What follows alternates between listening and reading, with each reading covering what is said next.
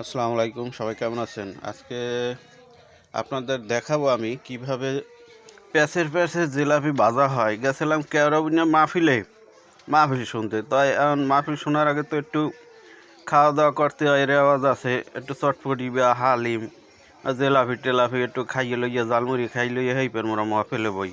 এটা মগ অভ্যাস, একটা রেওয়াজের দ্বারা গেছে। তো জিলাপির দোকানে গেলাম, কি সুন্দর ভাজা দেয় না দেখিয়া পানিতে জিবরে চলে আইছে, তা না খাইয়ে পারি না।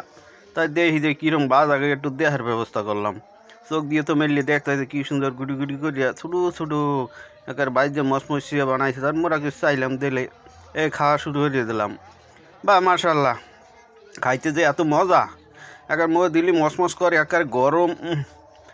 যে না খাইছে সে কিন্তু বুঝবে না জিনিসটা। তাই খাইয়ে লইয়া মোটামুটি মজাই পাইলাম। দেখেন বাজ যে খুব আকর্ষণীয়।